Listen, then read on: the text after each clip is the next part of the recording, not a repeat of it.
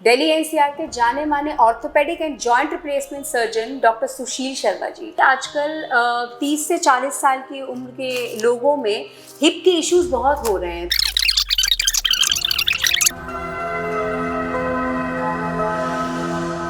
नमस्कार, हेल्दी गपशप में आप सभी का बहुत बहुत स्वागत है। आज जो टॉपिक हम लेके आए हैं वो युवाओं में बहुत गंभीर स्वास्थ्य समस्या है, हिप की इश्यूज या फिर हम बोले तो हिप रिप्लेसमेंट सर्जरीज जो आजकल बहुत बढ़ गई हैं युवाओं में, उस पर हम आज बात करेंगे इस पॉडकास्ट में।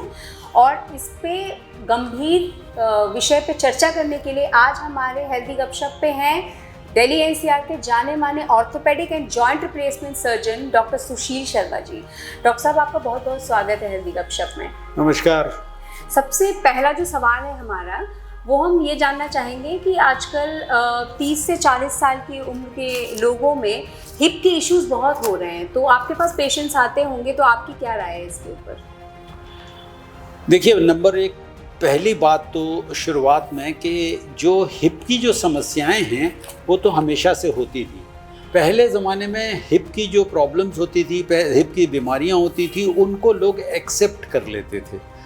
अब लोग एक्सेप्ट नहीं करते, दे वांट अ ट्रीटमेंट। तो अब वो अच्छा हिप चाहते हैं, चलना चाहते हैं, वॉक करना चाहते हैं, पहाड़ पे चढ़ना चाहते हैं, जीने चढ़ना चाहते हैं, तो naturally for good treatment is required. और इन सब चीज़ों के लिए जब अच्छे इलाज की रिक्वायरमेंट है, इसलिए ये आवश्यकता आई है कि हिप रिप्लेसमेंट करके उनको नॉर्मलाइज किया जाए। तो जो जुवेनाइल रूमेटॉइड आर्थराइटिस टाइप की जो बीमारी है, जिसमें कि मतलब बचपन में ही आर्थराइटिस हो जाती है बच्चों को और 18 तक आते आते काफ़ी जोड़ ख़राब हो जाता है, खून का दौरा चला जाता है जिनके हिप में, और जिनको कोई चोट वगैरह की वजह से हिप बुरी तरह से ख़राब हो जाता है, जोड़ बढ़ता नहीं है आगे, जोड़ ख़राब हो जाता है। इस तरह की जो चीज़ें हैं जिनमें कि यूजुअली लोग यंग हैं, यानी कि यंग का जो हम बात करते हैं तो 18 से 55 साल के लोग यंग माने जाते हैं। 55 से ऊपर के जो लोग हैं उन्हें हम नॉर्मल हिप रिप्लेसमेंट की कैटेगरी में डालते हैं। जो बुज़ुर्ग हैं या एल्डरली हैं या जिनकी उम्र है, जिसको हम माने कि भाई हिप रिप्लेसमेंट हो गया तो कोई बात नहीं, लेकिन 18 to 55 इज़ यंग। तो 18 to 55 की जो एज ग्रुप है उसमें इन सब कारणों की वजह से आज की तारीख में, आज के ज़माने में हिप रिप्लेसमेंट की तादाद बहुत बढ़ गई। तो इसके पीछे हम अगर आपसे कारण जानना चाहें कि यंग लोगों में क्यों ये दिक्कतें ज़्यादा बढ़ रही है, हिप के इश्यूज़? नहीं, मैंने बताया कि दिक्कतें पहले भी होती थी, except for the road accidents part, जो आजकल बहुत ज़्यादा हो रहे हैं, पहले इतने नहीं होते थे। उसके अलावा लोगों की एक्सपेक्टेशन इलाज से बढ़ गई है, जैसे कि जुवेनाइल रूमेटॉइड जोड़ों की बीमारियां, एनकाइलोजिंग स्पॉन्डिलाइटिस, इस तरह की जो बीमारियां हैं जिनमें कि जोड़ खराब होते हैं, उनमें लोग पहले उनके साथ रह लेते थे, अब नहीं रहते, अब वो उनको ठीक करना चाहते हैं। इसलिए जब भी इस तरह की ये जिम जाते हैं तो बीमारियां होती हैं जिसमें कि खून का सर्कुलेशन कम हो जाता है, विभिन्न किस्म की लोग जो हैं ड्रग वगैरह लेते हैं, अल्कोहल लेते हैं, स्मोकिंग करते हैं, इनसे बहुत सारी डायबिटिक्स को भी होता है। इस तरह की बहुत सारी कारण हैं जिनकी वजह से खून का दौरा कम हो जाता है, और खून का दौरा कम होते ही हमें हिप जब मर जाएगा तो नेचुरली ये जो हिप है, जैसे ये जोड़ है और इसका ये जो हेड है, ये इसका खून का दौरा चला जाता है। जब इसका खून का दौरा जाता है तो ये हमें हिप पूरा ये चेंज करना पड़ता है, और ये चेंज करेंगे तभी वो अच्छे से चल पाएगा, अदरवाइज उसकी ज़िंदगी कॉम्प्रोमाइज़ हो जाती है। एक बहुत कॉमन शब्द आजकल सुनने में आ रहा है, एवीएन। अगर सरल भाषा में आप हमें समझाएं कि एवीएन क्या है? वही मैं बता रहा था आपको कि एवीएन का मतलब है ये जो हेड ऑफ फीमर है, इसका खून का दौरा कम होना। और खून का दौरा आजकल के युवाओं में जो जिम वगैरह जाते हैं, स्टेरॉइड्स लेते हैं, डिफरेंट किस्म के प्रोटीन्स खाते हैं, उनसे इसका खून का दौरा चला जाता है। उसके अलावा जो अल्कोहल और स्मोकिंग वगैरह ज़्यादा करते हैं उनसे भी जाता है, बहुत सारे ड्रग एब्यूज़ हैं उनसे भी जाता है। उसके अलावा जैसे कि कई बीमारियां हैं जिनमें कि स्टेरॉइड इलाज के तौर पे दिए जाते हैं, उनसे भी लॉन्ग टाइम में उनसे भी जाता है। और साथ ही साथ जैसे कोई बच्चों में जैसे रूमेटॉइड आर्थराइटिस वगैरह होती है, उसमें ये जोड़ खराब हो जाते हैं, उनके भी चेंज करने पड़ते हैं।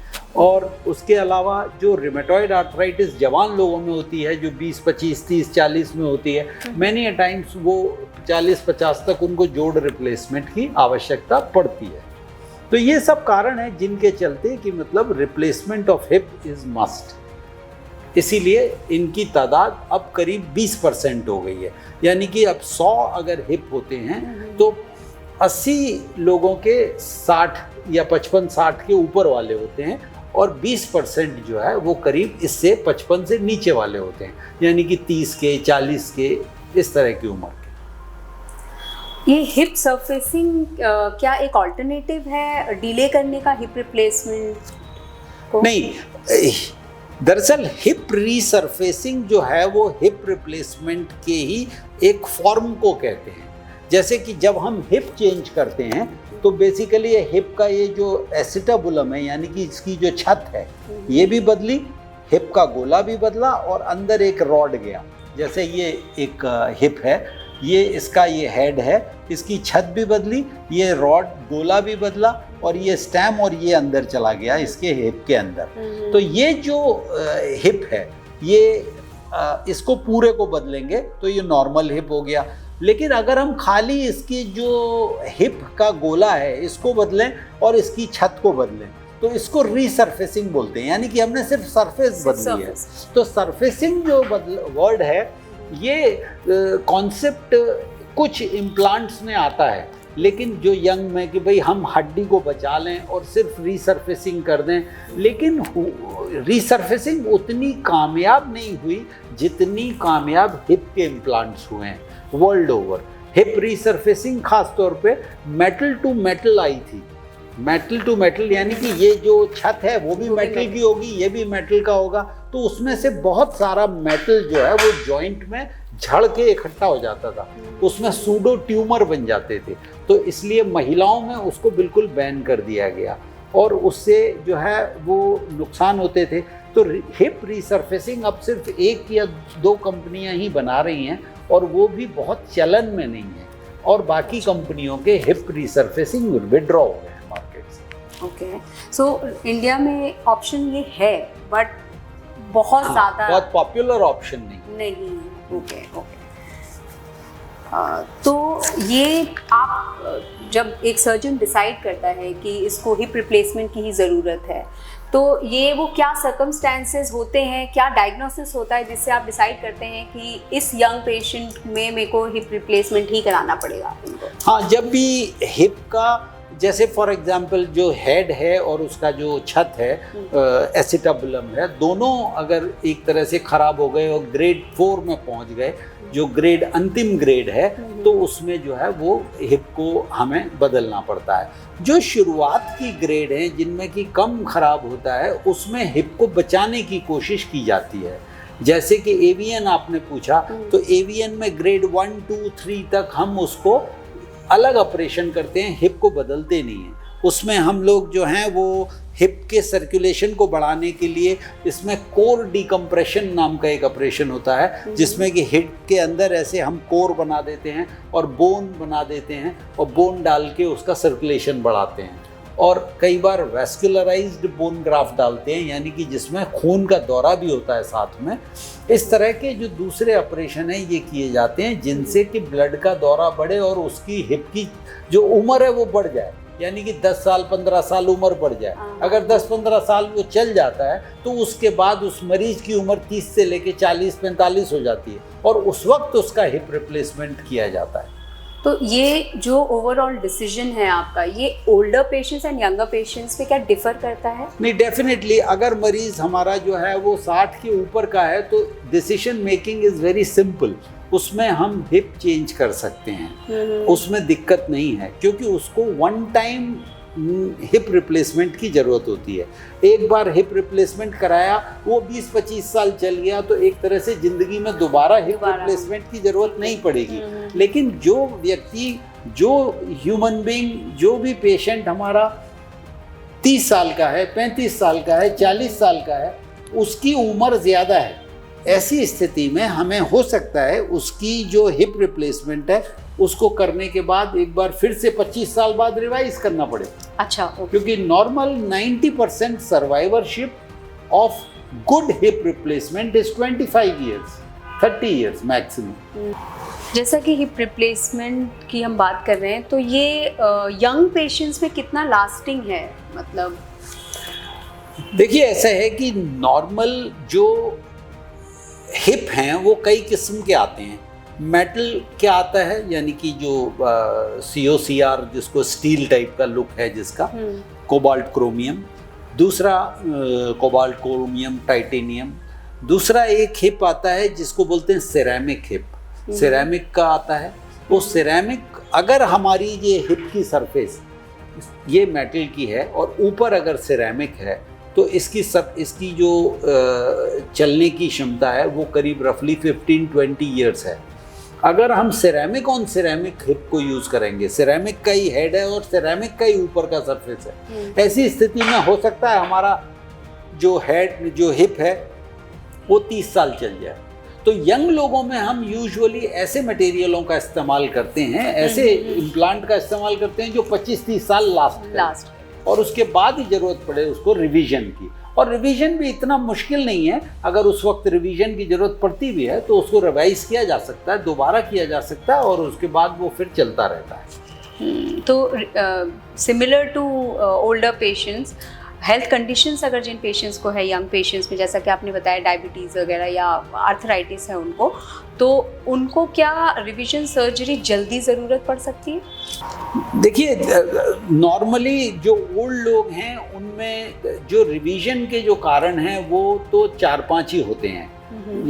यानी कि जैसे ओल्ड लोगों में इन्फेक्शन है, लूजनिंग है, कोई फ्रैक्चर है या ढीला हो जाना है, मतलब पेरीप्रोस्थेटिक लूजनिंग जिसको बोलते हैं, तो वही कारण होते हैं। तो यही सब कारण यंग लोगों में भी होते हैं, लेकिन यंग लोगों का बोन स्टॉक ज़्यादा अच्छा होता है।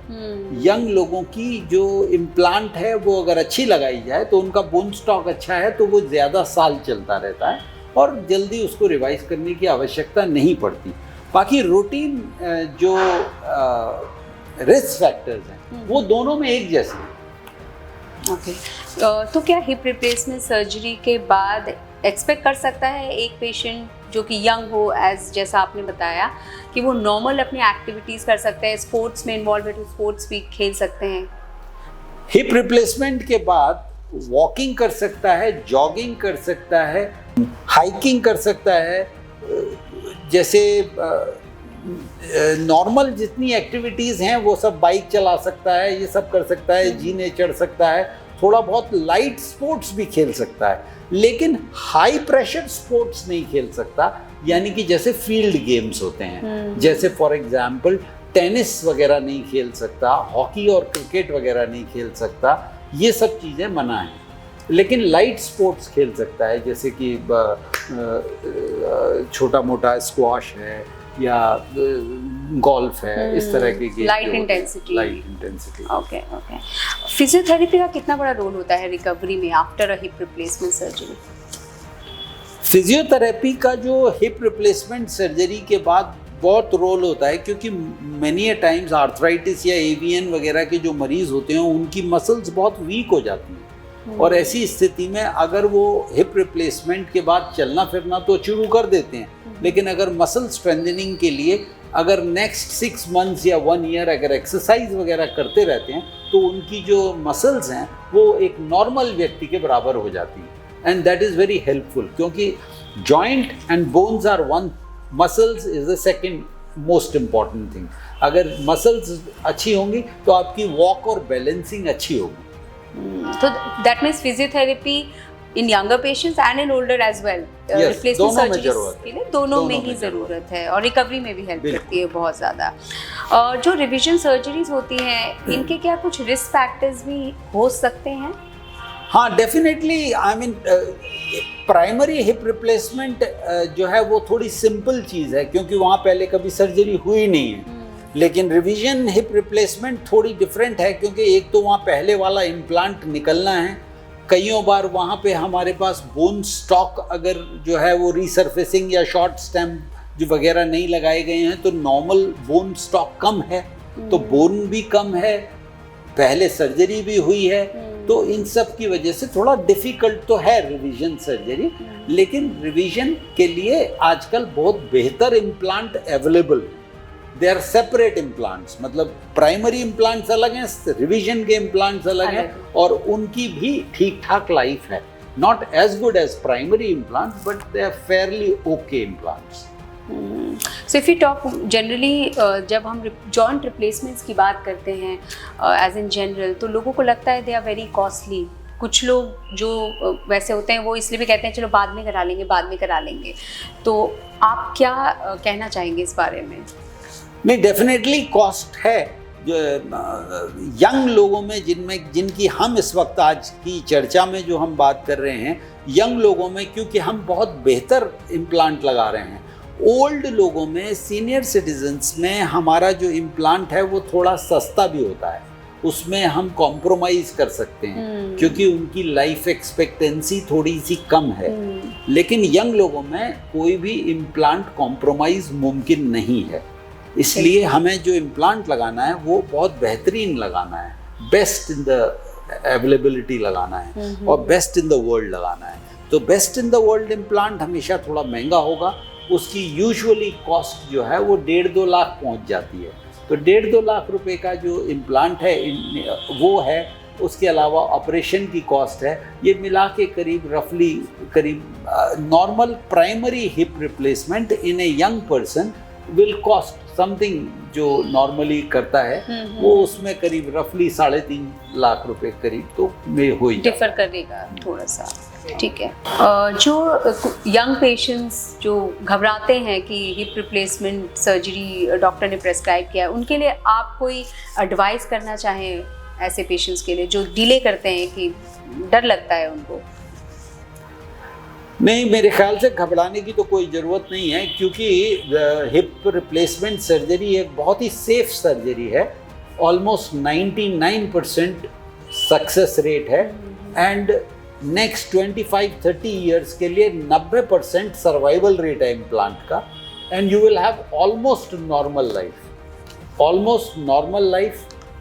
90% survival at the 25 years which is very good rate.